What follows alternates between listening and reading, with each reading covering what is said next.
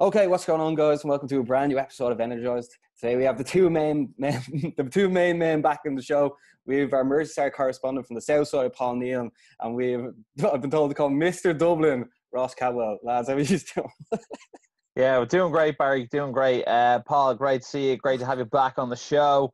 It's a sad week for us as Man United and Everton fans, but look, credit where credit's due. You might as well kick it off from the start. Liverpool, Premier League champions. Fair play to them. Very much so, well deserved. Yeah, thanks for having me on again. Great to be back. As you said, I mean, you can't be too positive about it, but you have to give, as you say, credit where credit's due, and they've been the best team by a long stretch this season. And if we were looking back last year, we were thinking, how are anyone going to catch Man City? And to be fair, they blew everyone out of the water this season. Lost one game, was it Watford? Yeah. So they've been brilliant. So you can't really fault them. Yeah, hopefully it's not an ongoing thing. Hopefully it's just a Leicester scenario. Yeah, Paul. Obviously, as I said earlier, you are our Merseyside correspondent. Who did Liverpool hate more? Did they hate Man U or Everton more? Man United. They look at Everton the way United fans used to look at City. Does that make sense? Yeah. No, because I wasn't too sure. I was talking with some of the lads the other day, and I was like, who do they actually hate more? But there was obviously viral videos pulling up outside Old Trafford, and there was no one outside Goodison Park. Well, they did. They went to the Liver building, which is now owned by Everton's owner Farhad Mashiri, and they were setting off flares and fireworks trying to set the thing on fire. Did they? Yeah. Okay. Yeah. I didn't know. Oh, I knew they set that building on fire. I just didn't know it was owned by Everton Football Club.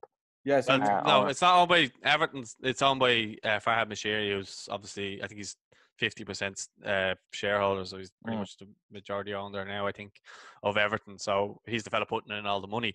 He bought that building, that's why it's blue. And then it's funny because the crest that they have on their jersey is on the building, so it's just it's a bit bizarre that they would do that. But anyway. Yeah, that's what I was thinking. But obviously, lads, Liverpool won it and they fully deserved, and it was only a matter of time. I think everyone was expecting Liverpool to play Man City this week and then get the win and then lift the trophy at Man City. That's what I think everyone was expecting. But Chelsea ruined it for everyone. Fair play to Chelsea. But if we're looking at the Liverpool team now, obviously during coronavirus, there's who knows how much funds they're going to have to buy players going into the future. But if you look at their squad now, what Klopp's done, I think, has been absolutely brilliant. But if you were going to try and improve Liverpool, what would you do first? Paul, I'll ask you first, and then Ross will get to you. Well, I look at them and I think of Fergie's last year at United there when they won the league with Van Persie. And I don't think that if any other manager was there, that they would have won the league with that squad. And I feel like that with Liverpool too. Obviously, they have really, really good players in certain positions. I think Alexander-Arnold's going to be a superstar. But then you got Mane, Firmino, and Salah. And you take one of them out of the team, and they're not, as you've seen against Everton, they're not the same team. And I look around the rest, I think, don't think their midfield is as great as people are making them out to be. Like Jordan Henderson, I have to give credit where credit's due. They've won the European Cup and now the league, and he's been a consistent part of that. But then I'm looking around Wijnaldum and stuff like that. I don't think they're as good as people kind of make them out to be. And again, I think it's down to the manager and how he gets them playing, I think. And kind of like that Ferguson effect on that Man United team. Because that Man United team was quite an aging team when they last won the league. And I think Ferguson knew that when he was going out. But I just think that I don't think any other manager would have won the league with that squad. And I think it's the same with Liverpool this year. If you're trying to improve them, I don't know, I'd probably bolster the midfield a bit more. But is that kind of the way Klopp goes? Because remember him at Dortmund, he didn't have absolute superstars. He did build the team and he made those players who they are. And a lot of them, when they moved away, they didn't do that well. I remember Sahin going to Real Madrid. He never really lived up to the hype after he left Dortmund. He was brilliant at Dortmund under Klopp. But then Gundogan, I mean, he's been okay, but he hasn't really, lit the league up since he's signed for Man City, has he? So I think Klopp is really good with his players, a brilliant coach. So even if they did bring in someone, I think it'll have to be in Klopp's mold. We could say, oh, you should get in Toni Kroos or someone younger who's a world-class midfielder. But I think the thing about Klopp is he can turn a lot of the players, this might sound a bit contradictory here, but he can turn players into kind of world-class players. Yeah. Not necessarily like starting off as world class players. Do you know what I mean? He tends to make players rather than buy ready-made players. Does that make sense? Yeah, like you were touching on it there. There is something about him that's something like Ferguson-esque. He can make players that would seem normal players play world class. Ross, where do you see similarities between Ferguson and Klopp? Because if you take Klopp out of that team, what other manager in that league will win with Liverpool? I don't think really any other manager could do what Jurgen Klopp has done. If you just take, Andy Robertson signed from Hull, and possibly the best left back in the world. It's a bit like when Man United signed Patrice Evra from, I think, was a Marseille at the time, Monaco. Sorry, like people weren't clamoring around to get Patrice Evra, and then when Patrice Evra was at Man United, he was one of the best left backs in the world for his entire time at the club. Then Van Dijk, getting him in from Southampton, I don't think it's ever happened really in the Premier League where someone's taken a defender from a mid to lower mid-table Premier League club and took him in the tournament the best defender in the world. You know what I mean? So two incredible jobs there. He's promoted a lot of the youth players as well. He has a lot of them believing in themselves. Obviously, Trent being the prime example, but there's a lot of players there, Jones, who I think played in the last game, that look like they're the real McCoy as well coming up. He seems to be the best manager in the league by a good bit at this stage. Obviously, Guardiola's I think he's almost done his stint at City. He's already said he's not guaranteeing he's staying after his 1 year left in his contract. He might be out the door. And the only thing with Klopp is he's actually won everything with Liverpool now. So what's left for him to achieve there? Yeah, it's blatantly obvious, the Klopp effect. There's something that every team I think is a bit jealous of what they see it, because when you look at Klopp, the way he almost is the dad to the team, even the celebrations, him there giving the crouchy robot, Paul Nealon especially. But when do you think Klopp is going to have enough, or when do you think they're going to move on and try and build something different? Because as you said, some of the players are pushing on now. There's a few of them pushing 30. There is a few of the players pushing 30, like Mane, Firmino, Salah. They're all close to 30. Van Dijk is as well. These are very integral players, and obviously as you get older, you can't be doing the closing down as much up front. Do you think Klopp is right, I'll stay here? Do you think he, first of all, thinks he wants to stay there forever, Paul? I don't think he wants to stay there forever. What I could see him doing is I think he might stay there to win another league or another 2 leagues to try and stay above Man United in that status, if that makes sense. I think that's, Ross says he's won everything, but if he was to leave a legacy to get back in front of United, and that's in that sense, as Fergie said, knocking them off their perch, I think Klopp might stick around to try to do that. I mean, he has, if you kind of look at his players that he's brought in, you look at Fabinho, he's been another great boy. He kind of goes a bit under the radar. He's such a dirty player, but he gets away with it, and he's brilliant, and that's clever. When I say dirty, he's clever. He's like an updated version of Fernandinho in many ways, and he's been brilliant this season for them. And then you kind of I think of Van Dijk, but I also think of when Hummels played with Dortmund, he wasn't a superstar. He was let go by Bayern, and Klopp brought him in, and then he became one of the best defenders in the world with Dortmund. So Klopp seems to know the type of player you can get in. Even Oxlade-Chamberlain's gone up a level under him, who I thought was bang average, to be honest with you. Shaqiri hasn't been for them, so it'll be interesting to see if those players can transition now, because they're a little bit younger, into better players. As you said, Henderson's 29 now. I think he's 30. Is he? Okay. Well, how much longer can he kind of be pressing and doing that kind of job? Wijnaldum, I heard there was talks of him leaving. Then I'm trying to think around the midfield. Obviously, Milner kind of is a utility player and a great player for them. So he can play left back or centre mid or whatever. So they're going to have to recruit in those type of positions. They lost out on Timo Werner the whole season. It was, he's going to sign for him. He's going to sign for him. So they must have had money there, because he would have, I think his clause was 52 mil. So are they going to go and look to spend that on someone else? Are they going to sell anyone? As you mentioned there, they're getting old. So are they going to cash in on someone? Financial fair play would be another thing as well. But if I was Liverpool fans, they've got a lot of younger players coming through there. Alexander-Arnold. Then they have Elliott. I think he's only 16. They also have Wilson coming back from Bournemouth, the Welsh guy with the really nice left foot. Yeah. He could come into the team next season if he sticks around. Or even Brewster as well. Yeah, and he's at Swansea now, isn't he? Yeah. Yeah. And then they have what's that? The lad who scored against Everton in the cup, scored the winner. Was it Woodburn? No. No, I think he's a centre mid, isn't he? Is it Jones? I think that's his name. Yeah. So they Curtis have Jones. Yeah. That's the one. Yeah. So they have players that can probably come through as well.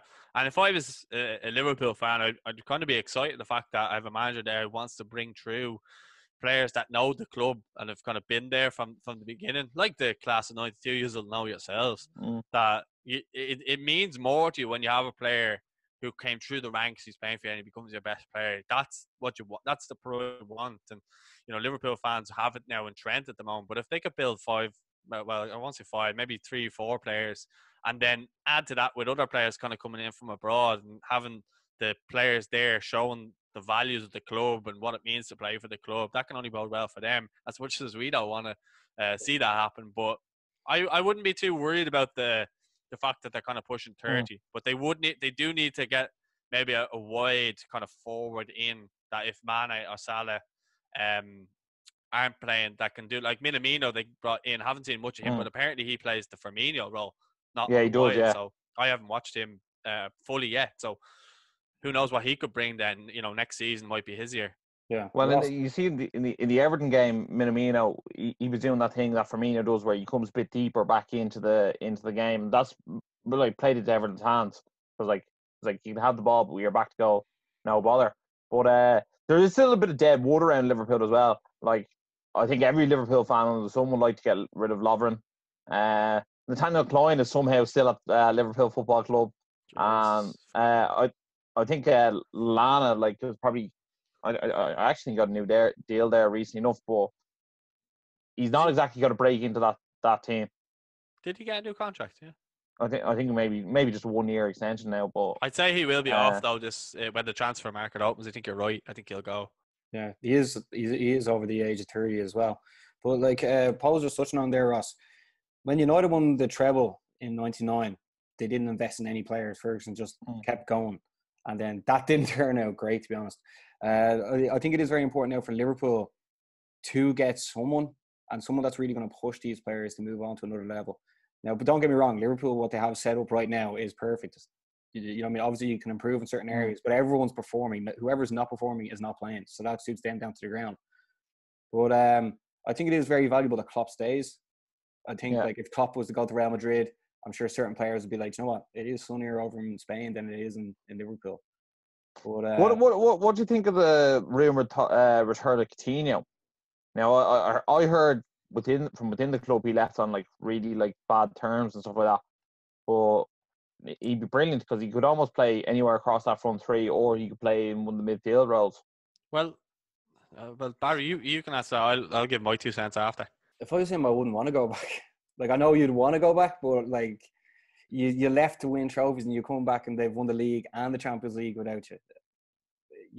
It's not going to be the same. And also, the other players have taken his role, and I don't think it'd be. I think it'd be, if he wants to go back, that'd be great for him. But I just can't see it happen. Paul? I just think that with him, he left, and that's when Liverpool went on that unbelievable run. They got Van Dijk in, and they just went on an unbelievable run when he left. And when you look at him, he went obviously to Barcelona to try and win things, which is natural. Like any player would do that. Like Suarez did it before him.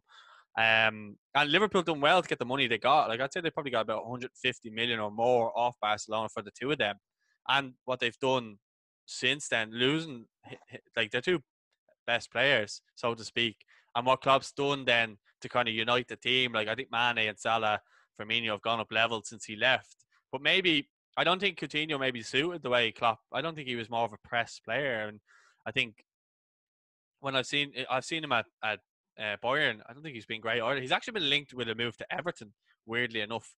I wouldn't even want him at Everton at the moment. What age is he now? I'd say he's about 29. Yeah. I'd say he's in around that, yeah. Paul, it sort of seems like the number 10 role is becoming less and less important. Rio Ferdinand just had James Rodriguez on the show and he was discussing this. And it's almost like you almost have to base your whole team around that number 10 position. And if they have an off day, the rest of it doesn't work. Whereas Klopp, he's like the front three press, the second, which is the midfield, three press as well. They're almost all in unison, like foosball. They're all on the lines perfectly. Having a number 10, it's an overload. That's what you yes, call it. yeah. So having the number 10 now is not like you need to be able to be either on one or the other sides as well. It's a strange position because it's almost like becoming less and less important, like the target man once was. I think I think it's because a lot of the players who play number 10 would be a kind of a victim to going missing in games. And I think if they're a little bit older, I think a real victim of this is Mesut Ozil. Like, he can't get a game for Arsenal because he's too late. He don't track back. He likes to be, he likes to be the person with the free roll. He likes to kind of roam around in front of the kind of defense, but just behind the midfield, that little area, just kind of breaking the lines. But teams have copped onto that now. They'll just play a sitter and they'll just be watching him. And like, even if he's really, really good, he'll have an idea of kind of where to hang around. Whereas, I think with Coutinho, he could actually play off the left as well. I think a lot of times he did play for Liverpool off the left, cutting in and curl the top corner more often than he did it. But yeah, I think the number 10 position it's a kind of dying art in some ways. But I think for the top level teams, they all play that 4-3-3 system. And I think if you're kind of underneath that, you might get away with playing a number 10. I know other clubs do it, and I think Stephen Kenny will probably be trying to play with a number 10 for Ireland. I think you can get away with it in some instances, but I think if you want to be the top team pressing from all angles, you need to have like the 6, as you say, pressing. So like the front three and then the midfield behind it, maybe you'll have one sitter, but more often than not, they kind of all press together. And then they have a keeper who can play at his feet, who's able to come out and be like a sweeper as well. Yeah, like obviously you haven't. That's the beauty of having subs. You can bring someone on and change the formations. But Ross, what do you think of that? Like the number 10 role, it's such a specialist role, and if you have a day off, I mean, if you're not there at the races on the day, that the chain sort of breaks. Whereas at Liverpool have that perfect midfield of 3 guys, like they'll all go this way and then they'll all go this way, just in unison. No, I do think the number 10 role. I almost think the number 10 role became at its height with Ronaldinho, and it was almost like a floater, if you know what I mean. Yeah, and like Ronaldinho, like fast in that role. He was basically told, right, we'll do all the dog work, you do your magic. And Mesut Ozil was given that role at one stage. Well, but football at this day is played at such a high tempo that you can't carry anyone. You can't have any passengers. Everyone has to put in their shift. You look at I think Man United are going to be a good example going forward. You know what I mean? Like, if you take their sort of start midfield moments, Matic, Bruno, and Pogba, you know what I mean? Like, Pogba and Bruno are both going to have to do the defensive work as well as the attacking work. You know what I mean? Matic can't defend against 3 other midfielders by himself. Yep. So that whole luxury number 10, I think, is out the window.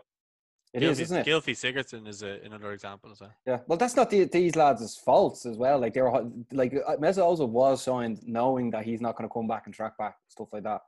But it's now you need almost what you do is you look at whose method is working the best, and it's Liverpool's, and that's what people are going to try and do now, right? They're going to get 3 men there and being absolute dogs. And well, Barcelona were doing it first, and then Liverpool mastered it, I would say. Yeah, I'd agree. Well, I think Barcelona, the peak Barcelona would beat the Liverpool team now, so I don't think that they've mastered it, in my opinion. Yeah, well, the thing is about the Liverpool team, I think all them players are like brilliant together. Well, if Mourinho was to go to Barca or Salah was to go to Real Madrid, I don't know how well they'd work because they've such a well-oiled machine there at Liverpool. It's just going to keep churning and churning and churning. And like also people like Trent is going to be there forever, I'd say, or Andy Robertson's going to stay there forever. So you already have those 2 wingers coming in and crossing stuff in. Like they are going to be very good for a while. It's going to be interesting to see what happens when Klopp is going to get that contract offer from Barcelona or Real Madrid, which is going to happen because like once Messi goes, Klopp could come in and change. I don't know. It's going to be interesting to see. But like, let's call a spade now, lads. Who's winning the league next year? Chelsea. Everton. Top 4. Everton. Nah, it's going to be no, I think Liverpool probably winning again next year. Yeah. Well, that's the point of this part of the show, because obviously we can go on and on and on about Liverpool, but the thing is, obviously, like, we're all like basically 30 now, like haven't seen the rise of football United taking over, and then the Chelsea's coming in, the Arsenal's doing well, and the Liverpool's now. The question is, what people want to know is why, like, how are they going to evolve now and not just sit in their morals the way United did back then? So you look at the past and you learn from it. So I think realistically, Liverpool are going to be going good for another while. Obviously, the COVID situation, a lot of players are going to stay, which makes sense. But I think they do definitely need to invest and keep them players hungry, because a problem with a lot of players is like Dwight York, for instance, he wanted to get like a year off football after they won the treble, and Ferguson was like, "What are you talking about, you clown?" You know what I mean? But I don't see any of that shit happening, because I think those lads go into work with a smile on their face and leave with a smile on their face, unlike certain clubs. But I think everyone now can really appreciate what football Liverpool are playing. Whether you be a red from United or a blue from Everton, it's great to see, and it's going to really make everything. It's not great to see. No, it's great. Fair Great play. football. Like, you know what I mean, I can appreciate. Oh yeah. I just it's not the team I don't like. It's the way the fans go on I don't like. I have no problem with the actual Liverpool, the way they set up. They're brilliant to watch. Yeah. But I just can't. There's a sense of delusion in a lot of Liverpool fans that I know, and I just can't. Like, someone was trying to tell me the other day that Virgil van Dijk overall throughout his career is a better defender than Sergio Ramos. Like, this sense of delusion is just I can't get my head around it. That fella who won 3 Champions Leagues in a row. Yeah. Exactly. Yeah, but that is what they're doing right now is perfect. And yeah, on the pitch and the way they're handling themselves. Yeah, and that's the thing. I've nothing but good things to say about that. But as I'm saying, it's just like I just see some people who I've never even seen wearing a Liverpool jersey text to me about winning the league. Like, one thing I do find quite funny, Paul, right, is like we all know some Liverpool fans, and like obviously Man United and Liverpool have always and probably always will be compared against each other, right? And I got this whole thing like, oh, we've won 19 titles now and we're 1 title off you guys. And I'm sitting there going, mate, you're actually the same age as me. This is the first time you've ever seen Liverpool lift the league. I've seen Man United lift the league 13 times. And then they go, yeah, well, we've won 6 Champions Leagues. It's like, you've seen Liverpool lift the Champions League twice. I've seen Man United lift the Champions League twice. I go, in your lifetime and in my lifetime, Manchester United are above and beyond the far more successful club than Liverpool.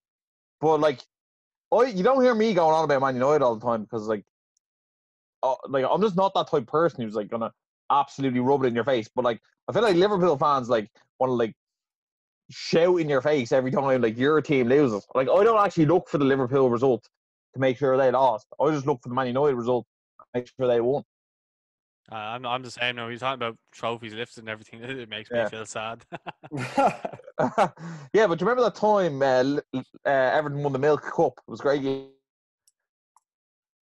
I lost that last bit. What did you say? The time they won the Milk Cup.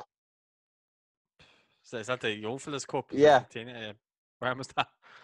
I think it was like 2008, man. It was a great year. Well, 1995 was the last time we won the cup, the FA Cup against United. Paul Royde out. So Paul, there we go. That's why we have Paul on, to just really rub it in our faces.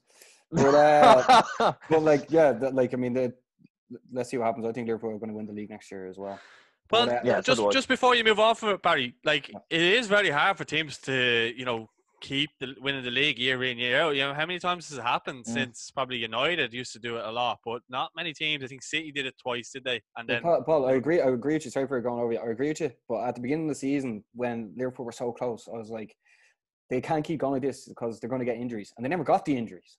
So then there's like pie on my face. So like, it's just the way they're oiled right now. And then also Man City, will they or won't they be in the Champions League? Then someone like certain players are going to be like, I want to be in the Champions League. There's just right now, if it was the guess, I'd go for Liverpool. I'd bet it. One thing that I will find is very interesting is how Liverpool do in the rest of their games now. Now they have nothing left to play for. They've already won the league. And if certain teams can beat them in those remaining games, when they go into next season, we'll be like, well, we beat them last year. And well, what do you do then if you're Liverpool for the rest of the season? Because obviously certain players have to get a certain amount of games in to get one of them medals. You know what I mean? Like, do you see the pictures of Shaqiri? He's sitting in the back, not really celebrating. He's like, I don't even really get a medal here. But like, what happens if you play people like Salah and then he gets injured and he's out for a year, or Van Dijk? If you're Liverpool, you're probably like, you know what? You lads are off for the rest of the year. Like, what would you do if you're Liverpool for the end of the season? I think he'll mix. He'll mix it. He'll play them all like on a League Cup games. I'd probably say he'll mix the squad a little bit. He'll play people like Adrian and kind of experienced heads, but obviously not that good. I think that Liverpool are going to play the likes of Adrian in goal. I think Lovren and a few other players like that, and mixed in with the youngsters. So they're still experienced players, not the best players, but they're still experienced players. But as well as that, I think they will be keeping an eye on the fact that they can break that points record. I think that's something that Klopp might be looking at. Again, I go back to a legacy and him wanting to leave something behind. Like, he obviously wants to be the best manager he can, and by doing that, breaking records and everything like that is what he'll want to do. So I think they have the capabilities, even if they have a kind of reduced squad, to maybe not against Man City, but against the other teams. I think they can, like, they've beaten Everton in the FA Cup with their kids, so they're well capable of beating other teams in and around them. Do you have their fixtures for the running by any chance? Because I don't know I know they play City, but that's the only person I can think of, or only team, sorry. I think that's by Chelsea as well. Yeah, well, that'll be a tough one, I think. One thing I will say on Liverpool is, and me and Barry sort of both said that we think that they'll win the league next year. Now, I'm more so saying they'll be definitely heavy favourites to win the league next year than anything. But Bar City win the league back-to-back last year. It was United's 08-09 team that were the last team to win the league back before that. It's not very frequently done. And since, for the last 10 years of the Premier League, City have won the league 4 times, United's won the league twice, Chelsea's won the league twice, Leicester's won the league, and Liverpool's won the league. So, I mean, like, that trophy's like a hot potato at the moment, being passed around. And, it's not easy to win it back-to-back. Yeah, I have Liverpool's fixtures here. They're playing City away, Villa at home, Brighton away, Burnley at home, Arsenal away, Chelsea at home, Newcastle away. They could actually play a part in the relegation battle, though, because, like, if they're playing the kids against Villa and Brighton, that could work well, because, like, they're going to be, I think it could be a good test for the younger players, because they're playing against players who are playing for the future, playing for the Premier League. So that would be an interesting one, what type of team he sets out in that, because he can still play the likes of Salah, Firmino and Mane with, like, a young midfield, or, with the likes of Lovren in there. Now, he is prone to mistake, and so is Adrian. So, I mean, Klopp will know his team better than anyone, won't he? So, yeah. I think he'll know what's best. But I'd like to see him maybe against the likes of Villa and Brighton, maybe not take it as serious and maybe give them a chance, because I feel sorry for the likes of Villa. I like them as a club and would like to see them try and stay up. Yeah. Ross, just before we wrap things up with Liverpool, what do you sort of expect they're going to do for the end of the season? Do you agree with Paul? Yeah, I think it'll be a mixed bag of teams. I think they'll probably play their stronger players against the good teams, and then they'll probably do a bit of a mixed bag against the weaker teams. And like you said earlier, Baz, people like Adam Lallana, Shaqiri, Minimo, they'll be looking to hit those minimum amount of games to get to Premier League medal. Yeah. Well, then, so let us know in the comments what you think Liverpool are going to do for the rest of the season, and is Klopp the greatest manager in the world? Do you think he is right now, lads? Yeah. I'd agree as well. Well, here, lads, that's obviously wrapped up. Liverpool won the league, but lads, top 6 is still heating up. Like, if we're looking at the race now, Leicester are currently in 3rd with 55 points. Chelsea are in 4th with 54 points. Wolves are in 5th with 52 points, but they played a game extra. United are coming 6th with 49 points, and you can actually look at 7th now, Tottenham on 45 points. Yeah, I think I don't know if it's bad saying or not, I'd almost rule Tottenham out at this stage. I just think that, they're, 9 points off Chelsea? They'd have to win 3 games, and Chelsea would have to lose 3 games. That's a lot of a turnaround to go in their favour. All right, Paul, would you agree with that? About Spurs? Yeah. Not being, I think the ship has sailed a bit. They just don't look convincing in any way. Like, anytime you watch them, they don't look like the Spurs under Pochettino that were aggressive in your face and would scare you. When Spurs are playing now, you expect them to draw or get beaten. You don't really expect them to win as much as obviously you used to. All right, then so we'll say the top 6 right now. Obviously, Liverpool win the league. City are obviously going to come second. So 3rd Leicester, 4th Chelsea, 5th Wolves, 6th United. As we know, 5th could potentially get the Champions League spot if Man City are not allowed in it next year. But what are you lads expecting now with the run-in? Because if you look at it now, Leicester haven't hit the ground running. Chelsea definitely have. Wolves are very impressive. And then United are doing all right. I think that's the best way to call it. Yeah, well, I think looking at Leicester, they do look very shaky.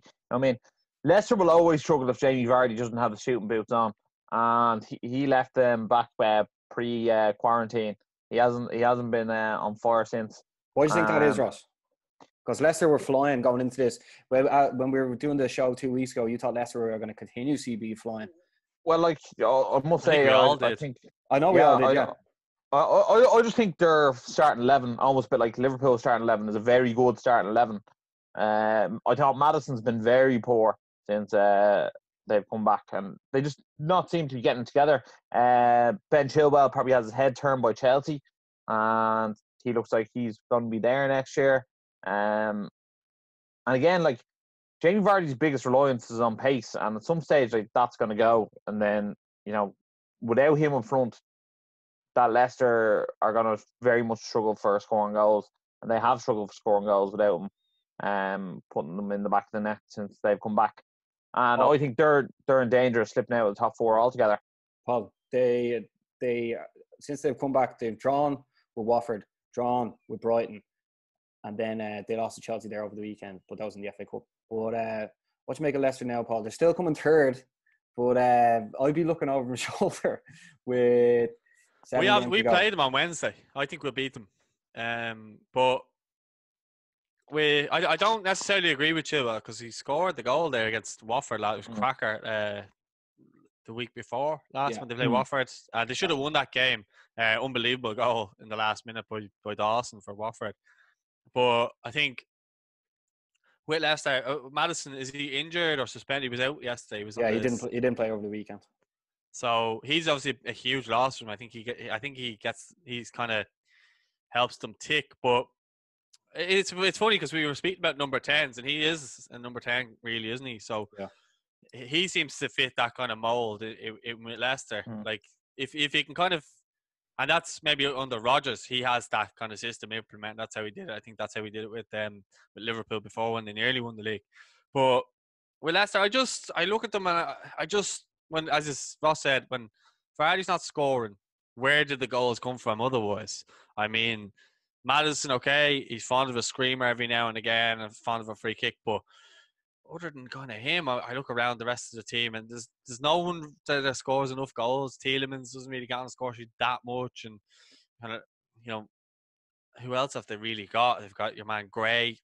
Every time I see him, he's never really done anything for me. So again, like Liverpool, I think in some ways they're a really good team, but individually they're not amazing. They're a well-built team, and unless they start scoring goals, they're going to just start dropping points and going further down the table. I think I was just looking there that Wolves are like 2 points behind them now. I think 3 points behind them. Yeah, but Leicester have a game in hand. Yeah, but as I was saying there, I think Everton will beat them. So I think Everton played them at 5:30 on Wednesday. I think Everton will beat them. And it's just because Everton under Ancelotti have been so compact and so he's been able to work with the team and set up these kind of master tacticianal performances. Like we were horrendous against Norwich, but I think with that break now, we'll get the result over Leicester. And I think Rodgers coming up against Ancelotti, I myself, maybe I'm being biased, but I could see Everton beating Leicester. And we owe them as well for the cup as well because they bet us in the cup. With that late Iheanacho goal, if you remember that was fun. Yeah, lads, Everton's next few games, right? This obviously they're out of the FA Cup now, but Leicester are away to Everton, at home to Palace, away to Arsenal, away to Bournemouth, at home to Sheffield United, away to the Spurs, and last day of the season, at home to Man United. Like, I mean, they're not really easy games. They're like, it's 50-50 on all of them. Well, it could come down to that very last game of the season, Leicester versus United, and, that could almost be viewed as a cup final for European football the following year. Well, that's what makes this really exciting, lads, because in the last day of the season, Man U play Leicester, and then Wolves play Chelsea. So, I mean, it literally could go down to the last day. I hope so, because it gives us something to look forward to in the league, because obviously the league's wrapped up, and other than relegation, there's nothing else to look forward to. No one looks forward to relegation battles anyway, do they? Especially Yeah. not if you're down there. But I suppose we should look at Chelsea maybe then next and have a look at what they're doing, because Frank Lampard's team, they're the best team that have come off this quarantine. No doubt about it. You know what I mean? They've come off so hot. They've got the results needed, and Pulisic looks unbelievable since he's been back. And they're going to look even better next year when you shoot Ziyech and Timo Werner into that team. And Paul, you said you think they might win the league next year. yeah, well, I think if they get another defender to partner Rudiger, I think he's class. I think Zuma for Chelsea is the right fit. I don't think the fans really like him that much. He obviously, without going on to Everton too much, he was on loan with us last season, and everyone at Everton was hoping that he was going to sign and come, and he was really good under Marco Silva second half of last season. But for some reason with Chelsea, they don't really seem to like him for whatever reason. I think he's good, but I think they need a next level defender. Whether they get one or not is or do they have anyone coming back from loan? I don't think they do. Because they always send so many players on loan. But I do think they'll be there or thereabouts next season. I think Lampard will have those two boys coming in, Werner and Ziyech, and they'll be able to. There's talk as well. I think was it Nathan Ake I heard might be coming back to them, or Man City. Be interested to see who he goes to as well. So I think they'll be there or thereabouts, but they need to start scoring goals. Is Morata gone officially now to Atletico? 60 mil. So like that's well, him out and Werner in. You know what I mean? Werner and 10 million profit is not bad for Alvaro Morata. Yeah. So and then who else have they got? They've got Tammy Abraham, who's come on leaps and bounds this season as well under Lampard, and then. Is Ziyech, is he a right winger or a left winger? Or does he can actually do number 10 or he play in the right wing. Okay. Well, then they have him. They're getting rid of Pedro, but Willian might be staying. Pedro's going to Roma. So Willian, I think, might be staying. But that's they need someone there. They've obviously identified that. And then they have Pulisic on the left. So the fair, I think Pulisic would be amazing next year as well. I think a year where he kind of struggled. He wasn't getting into the team for the first half of the season. Now, I think it's his time to shine. How old is he? He must be about 22. 21 maybe. Okay, so he's going to be a brilliant player for the next few years. He might turn out to be someone like Hazard for them, But so I think Chelsea will be exciting next season. I really do. Yeah, and I think we're all saying they're locked for the top four now, aren't we? Yeah, if you look at their fixtures now, they're coming off their 3 wins they've had. Well, they're after winning the last two. Obviously, one was in the FA Cup, but they're playing West Ham away, Watford at home, Palace away, Sheffield United away, Norwich at home, Liverpool away. Then they play Man United in the FA Cup, and then last day of the season they're home to Wolves. I think Chelsea are just going to keep going from strength to strength here. But we forget the players that they have. Like they still have Jorginho in midfield, Kante as well. Like they've Azpilicueta. They've really top level players who've won things, and they have the experience there. If you're adding to that, Lampard hasn't really been able to get a stamp on his own team because he hasn't been able to buy. Like the two players he's buying are coming for next season. So the job he's done with the younger players and what he's had has been, I'm not going to say phenomenal because he's still had really world-class players there. He's a World Cup winners in the squad. But he's done a very, very good job considering people weren't even expecting them to finish in the top 6 this season. Yeah, no, especially when they started off with like a 4-0 loss to Man U. But especially with Ross Barkley and Ruben Loftus-Cheek have definitely done better since he's been there, because they must go, fucking hell, Frank Lampard on the training ground every day, brilliant. Yeah, well, we all agree then Chelsea are definitely going to be in the top 4. I think they'll be third. Yeah, I think so. Same here. Then here, look, we'll get into Wolves then, lads. Some of the football they play is absolutely brilliant, and they are a very well-oiled machine. Since they've come back, they've beaten West Ham, they've beaten Bournemouth, they've beaten Wolves, so they're all expected victories. But the last 6 games are a home to Arsenal, away to Sheffield United, a home to Everton, away to Burnley, a home to Palace, and away to Chelsea. That sounds like a bit of a harder run-in, but the football they play is actually so beautiful. They have absolutely fantastic style. Raul Jimenez up top, might be the most underrated striker in the league. You never really get to put in that conversation with your Agueros or Harry Kanes and that. But I rate him just as highly as those guys these days. And then Neto, Jota, and Traore. They all just complement each other so well. It's almost similar to a Liverpool sort of style up front, except Jimenez is more of a focal point than Firmino to play in the other two guys. I think they're absolutely brilliant. And I think, United are going to struggle to keep the pace with them. Yeah, they also score great goals as well. Mm. I think I'd have to agree. I think as well is that the fact that they have the secret weapon of Traore coming off the bench, and I think I touched on it the last podcast we did last week, was that when teams are tired and next minute they see this fella coming off the bench and they're like, oh no, he's just a fantastic specimen of a man. Like he's got muscles everywhere. He comes out like that, and you're just looking at him going, oh no, I have to mark this fella. He just looks like an Olympian athlete almost. He's just and the fact that he used to play for them as well, he would have obviously been like more kind of destined to beat them then. And I think he played a part in the goal. I think he just came on and I think he made the run, and then who scored the goal in the end? Can't remember his name. Neto. Yeah, Neto with a cracker. Yeah, it came from the left side around, didn't it? Yeah. Yeah, so I'm just trying to think. I can't think of the goal off the top of my head, but it was a well-worked goal. But again, this comes into Villa, who I thought worked hard, but just nothing up front. I know we'll touch on them later on, but for Wolves to go there, that's obviously a derby game because it's in Birmingham, Wolves, and all that type of stuff. So for them to go there and win was massive for them, and I think psychologically. And now, if they could just keep winning, momentum, confidence will all just be getting bigger and better. And I would love to see an Irish player in the Champions League like Matt Doherty, for example. I think that would be brilliant. He probably wouldn't even be playing for Ireland. Aaron Conley for Liverpool. Lads, when I'm looking at these fixtures now, Wolves I think are just going to keep going.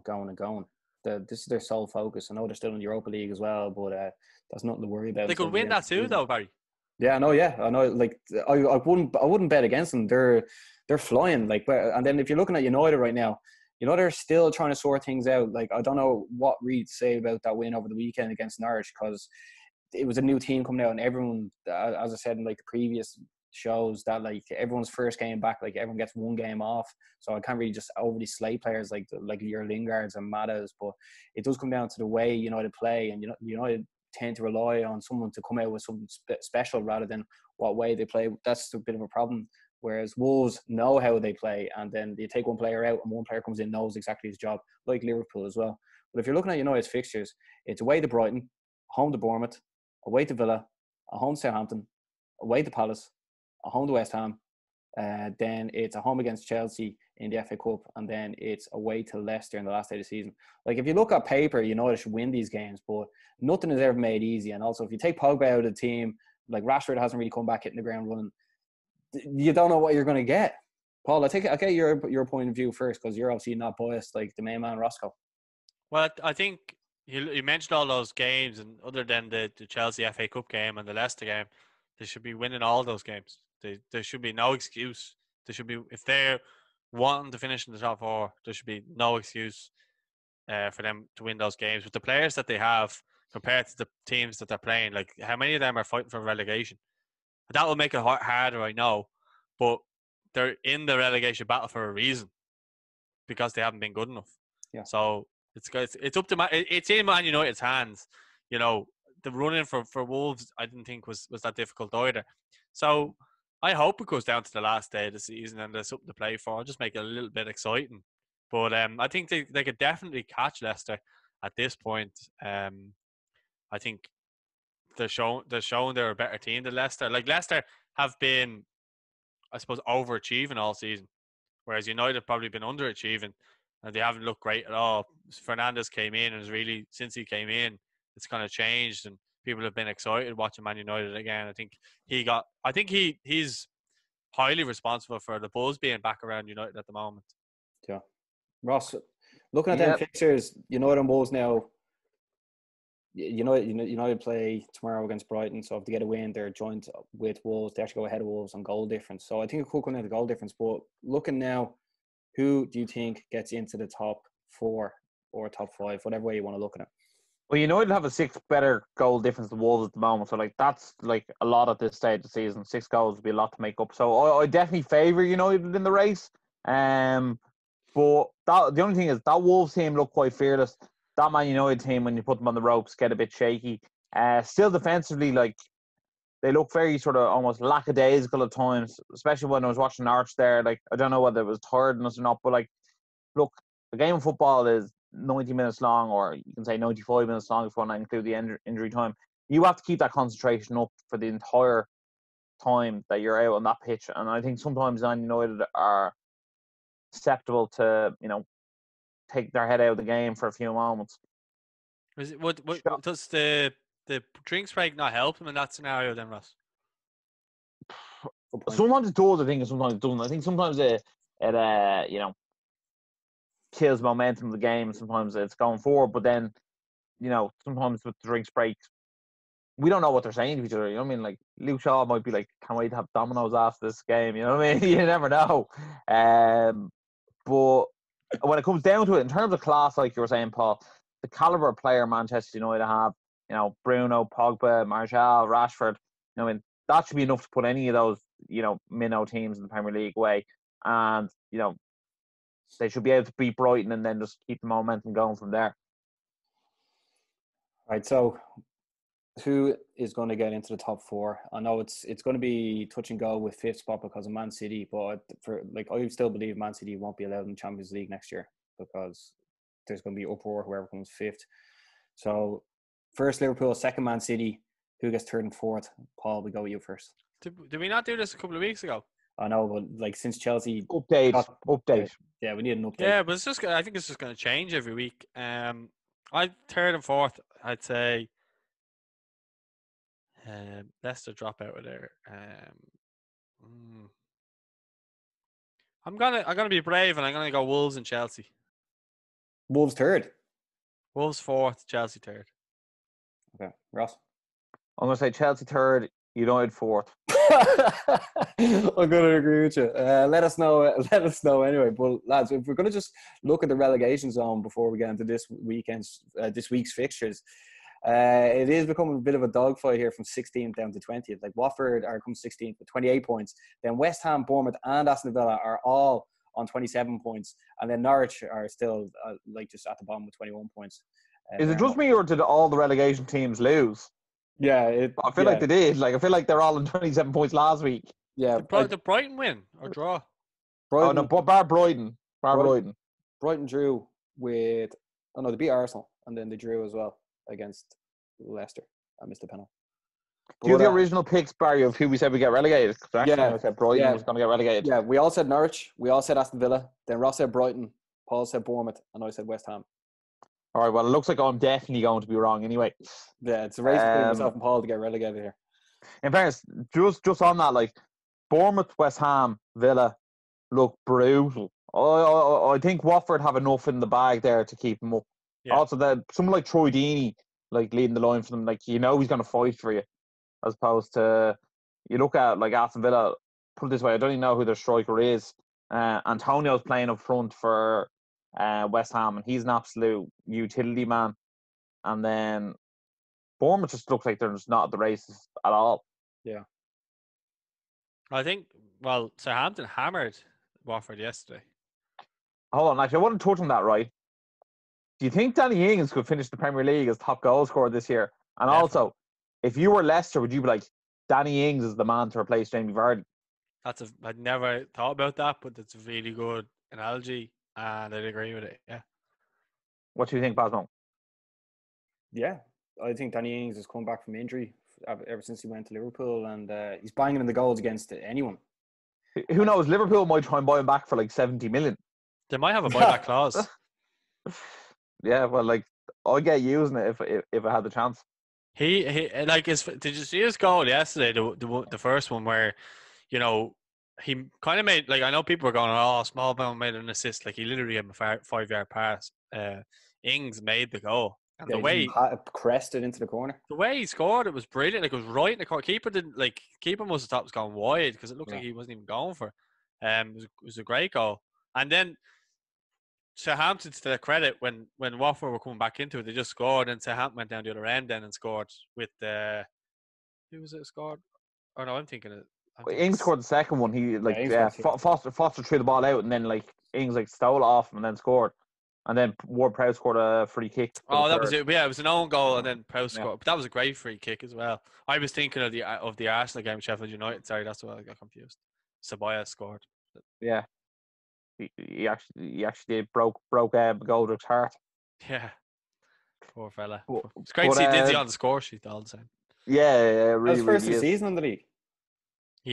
No, he's got 2 in the FA Cup, 0 in the league. Okay. And I think it was a weird stat on Up the Joe or something where he had 4 shots on target in the FA Cup, scored 2 from them, and he's had like 45 in the league and scored 0. So whatever way you want to look at that. You know what's mad? I'm looking at the league here, right? And Everton, obviously because they're your team, are 12th. If they lose their next game, they could drop down maybe as far as 14th. But they win their next game, they can get up into 8th. Isn't that absolutely insane? Yeah, well, I think that's the thing. What happened since Carlo Ancelotti's came in is that we were hovering around relegation. There was people actually really worried that we were going to go down if we didn't change something. Marco Silva came in like a robot, no emotion. Neither happy nor sad when we won or lost. Ancelotti came in and changed everything, and within a couple of weeks, we went from relegation contenders to maybe getting Europe, and then we kind of dropped off a little bit just before the coronavirus. He's kind of galvanized the squad again. Really worked well with what he's got. I don't think he's got a lot to work with there. I think he's been working miracles so far. And he's just so tactically astute and just so clever as a manager. You can see that he's a world-class level manager compared to anything we've ever had, especially in my lifetime following Everton. So I'm excited for next season more so. Do you think a win against Leicester, Everton could be looking at 7th? Yeah, I mean, it's possible, but I don't think Everton will be hanging their hat. Like, when we had a chance to really go for Europe, we bottled it there before the coronavirus. So I think even against Norwich there the other night, I thought the Everton players looked tired, but still, you could see the likes of Calvert-Lewin and stuff like that with Charleston. They're just missing that little bit of sharpness, which they might have now because they have the break. They went from playing Liverpool then to Norwich fairly quick. I think Norwich had a bit more break time. You could see they were a bit more sharp, but Everton had just a bit more quality than Norwich. At times, I actually thought Everton were going to lose the game against Norwich, but now finishing that game, I do think that if we were to going against Leicester now, I think with a break and a fully recovered team, I think we can beat Leicester. Do you know what the worst thing about it? The worst thing about this, lads, is like we're only back for like 8 games, and then it's obviously Champions League, Europa League, and then it's a break again. I'm ready for a full season. Yeah, it's going to be mental because it's the first time this has ever happened. Like you know what to expect. But I think with the break there, when does the Champions League end? August, I think. Yeah, the Champions League final is the 23rd of August. Okay, so where does that leave has there been a date set? Do you know when the Premier League is going to come back? Because you assume September. Because the international fixtures are in September, so it's not really going to be that much of a break if you think about it. Because Ireland have to play Bulgaria and Finland, don't they, in September? So, and that's quite early in September as well. So there will be football. So I don't think there's going to be maybe more than a week or 2 weeks break, maybe. Yeah, no, maybe not. But I'm sure we'll get more info as we draw closer to that. So like. Yeah, no, I'm just saying. I'm just glad that there's no break. There's no huge break. Like we had 3-4 months of it nearly. Yeah, 3. Lads, right. Just before we wrap up the relegation zone, what 2 players would you like to see if Watford get relegated, stay in the Premier League? Paul, you go first. From Watford. Yeah. Decore in midfield. And De La Feu. Okay, Ross. Nice. Do I have to pick someone different? No. Oh well, I'll definitely say Decore anyway, because I think like he's a model for a couple to move to Arsenal and bolster up that midfield. And then I like Ismail Sarr. I think he's actually done very well on the right wing. He's very pacey, so I'd say maybe him. All right. What about West Ham, lads? Oh, hang on. What about you? Me. I like Troy Deeney, but he seems like he's just loyal to the team. So I don't know, the stuff he sort of does for, like, I know he went to jail and stuff, and now he like speaks out and he wants to try and help people with their careers. I think he's a good ambassador to have in the league now, like showing how you can change your life around. Then, Decore is a good player as well. I like him as well. Or Capoue gets in there with a few goals. West Ham, Ross, 2 players, please. West Ham. At the moment, though, like if you asked me at the start of the season, I might have told you Mark Noble just because I really like him. But I think Felipe Anderson, when he's on his day, he's very, very, very good. And then maybe Lanzini. I think if Lanzini can get fit, I think he's good, exciting baller. Yeah, Paul. Just trying. I would have to say Anderson, Felipe Anderson. I think he's class. I like Yarmolenko. I haven't seen too much of him this year, so I'd probably go with Haller. He came in a big money signing. But he looks good. I don't think he's played as much as he probably wanted to, but when he has, he scored goals, and I think he could add to a team in the league if he was to stick around. I like Yarmolenko. It was great at foot, and also Ross mentioned Lanzini, who just has had such a weird career since Payet left. He just hasn't been in the team really, but he has so much talent. He was linked with Liverpool and Arsenal. But I know there's something about Yarmolenko. Like, I think he's a good player. He's just been injured, whereas Anderson's played a lot and done not a lot. So, and then Noble seems if they get relegated, he'll go down with them. But I'm interested to see the Declan Rice thing. I'm just interested to see how far he can really push his career. So I'll go for Declan Rice and Yarmolenko. Bournemouth lads. I can't believe you picked that. Well, I'll go first because I want to. Nathan Ake definitely anyway, because like he's top of the range defender. When there's talk of Chelsea wanting them back and there's talk of him going to Man City, I think he'll definitely be one look for. Like even if United were in for him, I wouldn't be against it. And then the other one I think is Callum Wilson. I think Callum Wilson could be great. Like I think if he went to Everton, he could compete there against Calvert-Lewin. I think if he went to Crystal Palace, he could be good up front for them. Even if he went to one of the other teams that's floating around relegation. Southampton. Imagine him and Ings up front together. Yeah, that could work as well. They're my 2 picks. I would probably go Brooks, the young Welsh lad. Yeah, I like him, and Ake as well. You've already said about Ake. I don't really need to touch on him too much, so that would be the 2. I'd go Wilson, and then Brooks is actually a very good show. Who did he play for Man City? He did, or he did. Yeah, they got him from Man City. Are you picking Harry Wilson? No, I'm going for Callum Wilson. Oh, Callum. Oh, yeah, Grant. Harry's on loan from Liverpool. Yeah, that's what I'm saying, yeah. Yeah, then Aston Villa, lads. Ross, you can go ahead first. Grant, well, I want to see Conor Hourihan stay in the Premier League, so I pick him. And for the same reason I didn't pick Jack Grealish, pick Declan Rice, I'm not going to pick Jack Grealish either. And I'd like to see John McGinn stay in the Premier League. Good show. I mean, I like Hourihan and everything like that. And, I hope he does stick around, but he wouldn't be the pick I'd have out of the Villa team. I'd like to see Tyrone Mings stay in the Premier League. Nice, yeah. And I don't want to see Grealish stick around, but I know he will. But McGinn would be my other shout. So Mings and McGinn. I'd actually go for Mings and Jack Grealish. Just to see, I'm just so interested to see who he's going to go to and what way the team are going to work things around him. And then the mighty Norwich City, who we I think we can all agree is not getting out of this relegation battle. Paul, you can go first because Ross has gone first the whole time. I don't mind. Ross is robbing all the good picks. Keep it consistent there, Ross. You go ahead. I don't mind.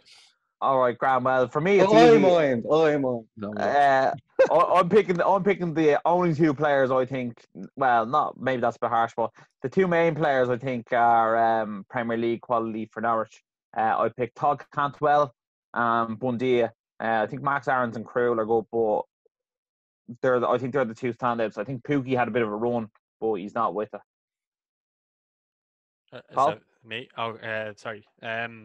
I would go Cantwell and Aarons.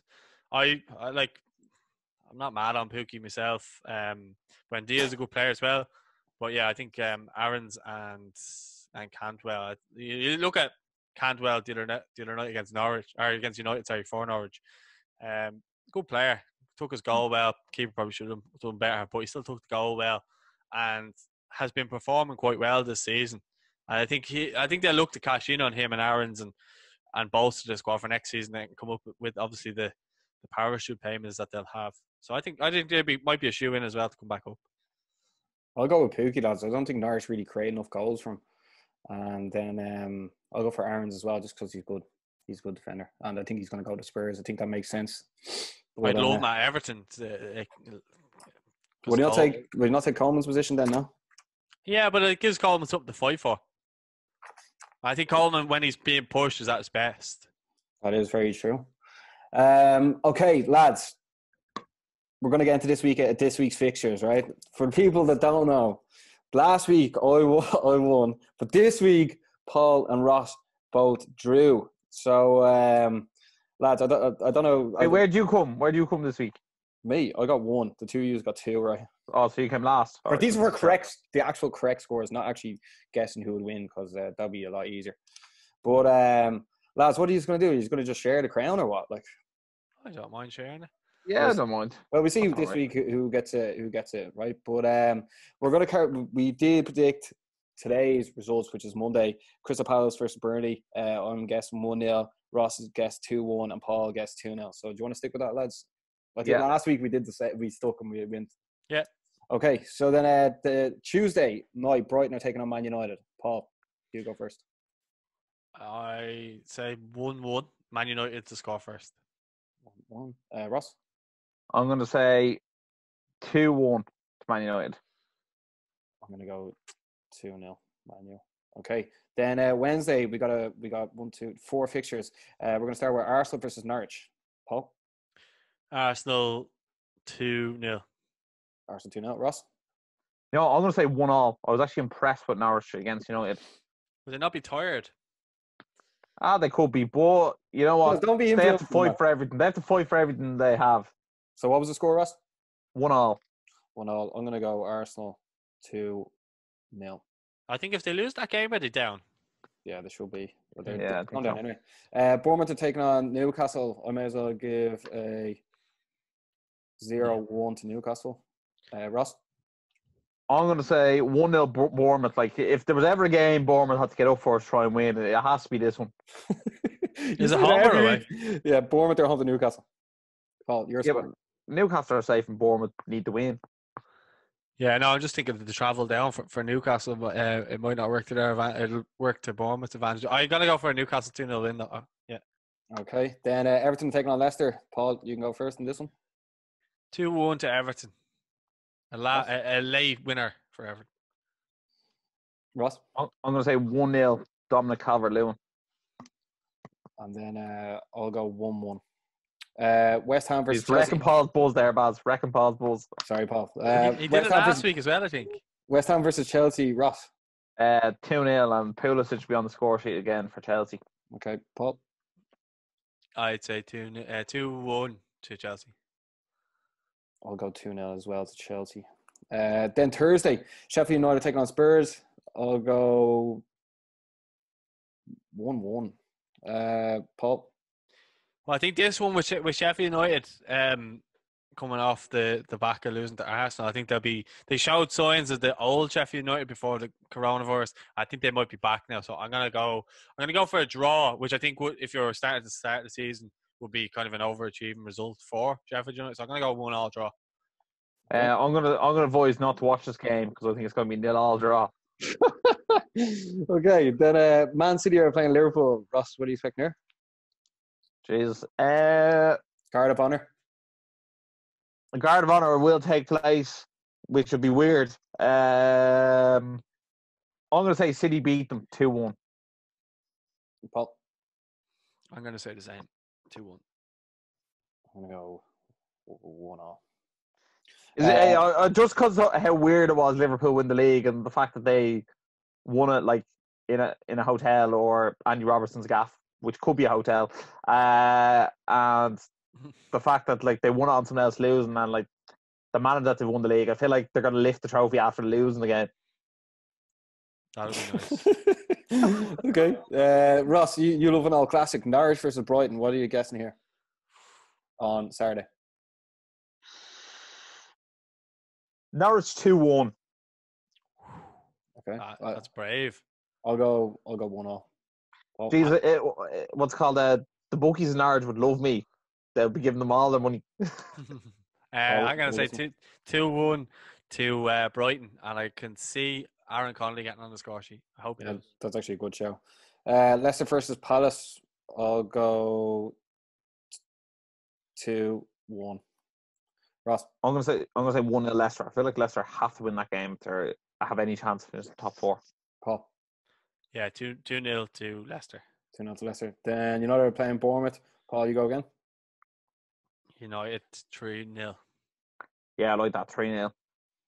Okay, I'll go 2-0. Wolves versus Arsenal. Oh, geez, that's a game. I'll go with Wolves 2-1. Ross? I'm gonna say 2-2. 2-2. Paul?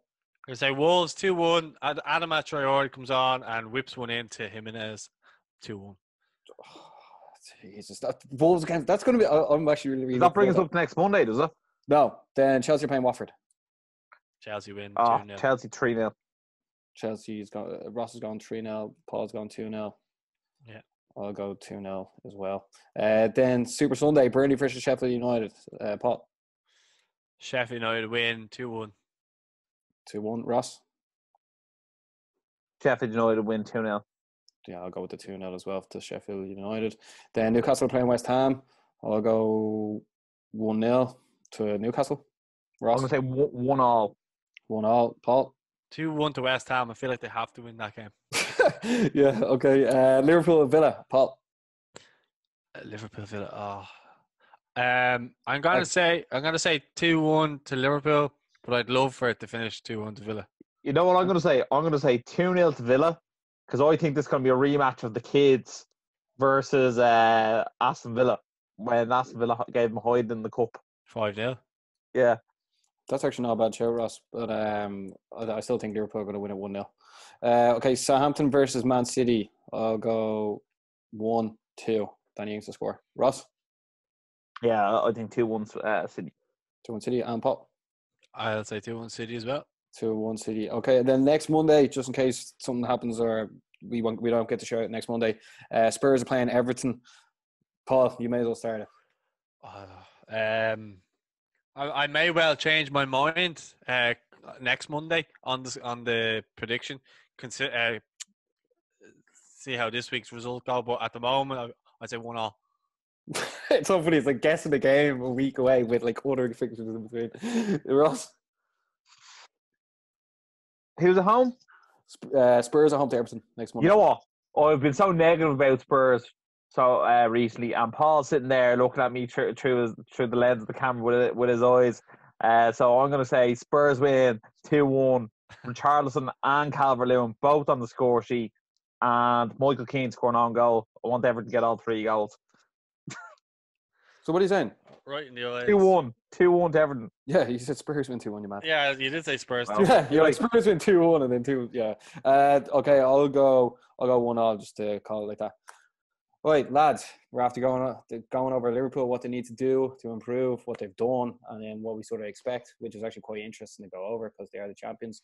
Then we're after going over the top 4, top 6, whatever you want to call it, because it is going to heat up. And thank God that is happening, or else it would just imagine it was just all sort of set, like we wouldn't have to crack doing these shows. Then we're looking at the relegation of what players we want or would like to see stay up with some certain teams. And this week's prediction, because you two boys are the current kings, you know what I mean? I have to pass on the throne. But lads, thanks a million. I really enjoyed this one. Obviously, during the show, it cut out. My internet went because that's what happens here, you know. Someone robbed the dodgy box. But Paul, tell us where can we find you, because you're doing great things. You just recently had Stephen Ireland on the show. That was great, and myself and Ross are very proud of you. You're doing a great job. Thanks very much. Same as yourselves. You can follow us on Twitter at Irish Fan TV, and then on Instagram and Facebook, it's at Irish Football Fan TV. Yeah, I think if you go to any search bar and put in Irish Football Fan TV, like you're just there and that's it. Like, and if you can't find it, you probably don't want those just following if you can't find that. Yeah, pretty much. Yeah. Also, I'll link Paul's interview we did with Paul before at the end of this video as well, because we are coming here for the rest of the season, and then see what happens, and then we just keep going, because this is the Monday time zone. Yeah, it's just this is great crack. This is great crack. I enjoy talking about football, and You do too, supposedly. Ross, where can we find you? On Pornhub. Yeah. What's called if you search Irish dad bod, there I am. I love it. Okay, here, make sure to like, subscribe, check out Paul's work, and as always, Stay energized. stay energized.